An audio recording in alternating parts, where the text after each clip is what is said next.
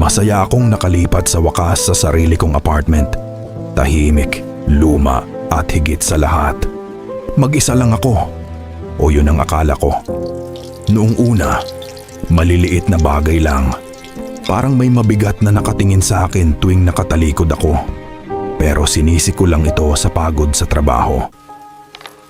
Hanggang sa nagsimulang lumipat ang mga gamit.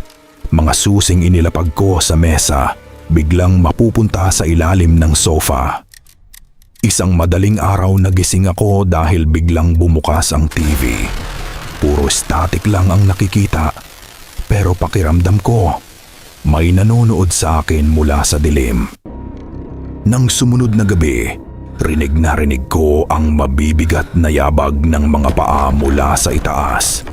Ang problema, nasa pinakamataas na palapag ang kwarto ko at wala akong kisame.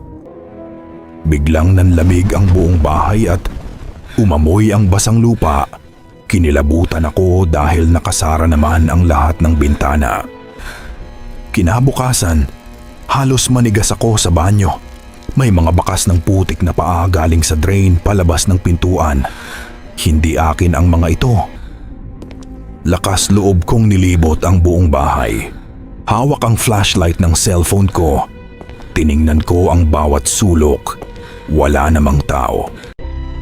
Pero nang ilawan ko ang sala, tumigil ang paghinga ko. Lahat ng upuan nakapatong sa lamesa at nakaharap sa pinto ng kwarto ko. Sinadya ito